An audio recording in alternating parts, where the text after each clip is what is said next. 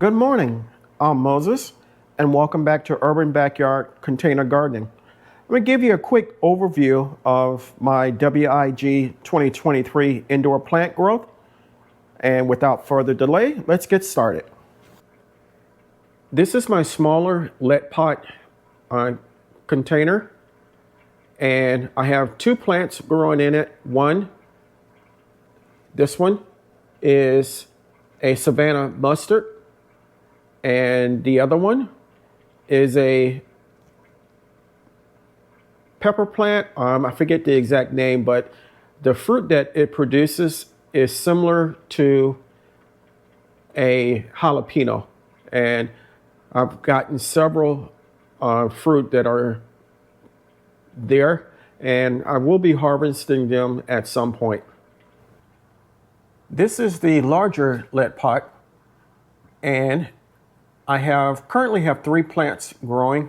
I have some Merlot, lettuce, the two smaller plants, and the larger plant is a collard. Everything's looking well.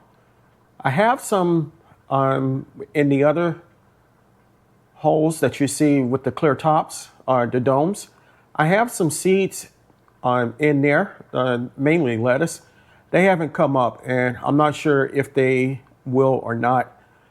If they don't come up, then I'll just go ahead and put a black top on them to make sure that the water doesn't get any type of sunlight, which will lead to algae.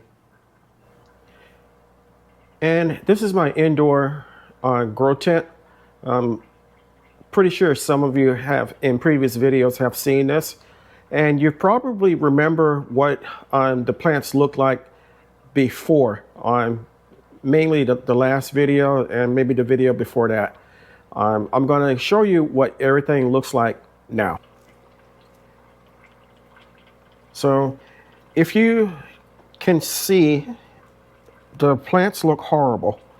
And I have the worst aphid infestation I have ever had. I don't know where or how they came in or got in, but this is horrible. The only thing that I'm going to be able to do is I'm going to throw everything out. I don't see any need trying to save anything, trying to keep anything. I'm just going to throw everything out. I will keep the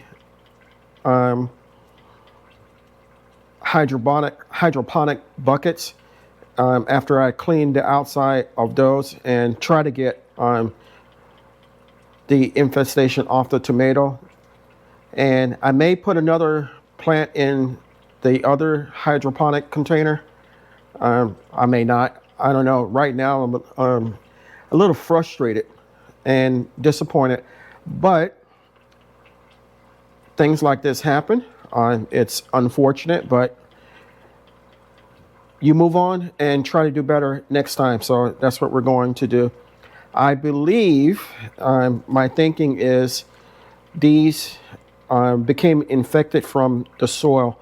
I did not sterilize the soil before I put the plants in, and I believe that's where everything came from.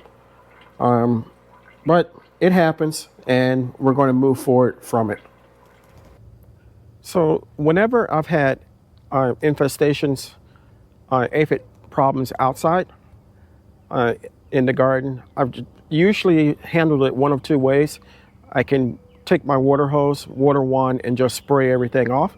And that's my preferred method to do. Or sometimes I can mix a little neem oil and dish detergent in a spray bottle and spray. Or I can go ahead and use some diatomaceous earth on the problem.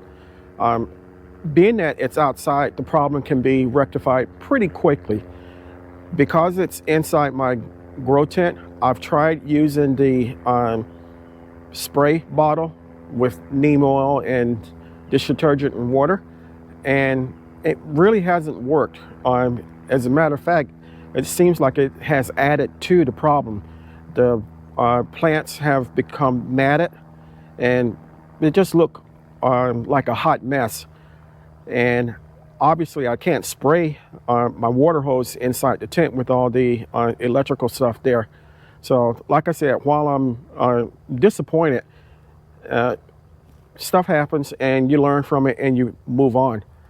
So if you got anything out of the video, give me a thumbs up. If you haven't subscribed, take a moment to consider doing so. Fun fact, almost 14% of my viewership watches my videos all the time. The other remaining do not, nor are they subscribed, according to the YouTube analytics.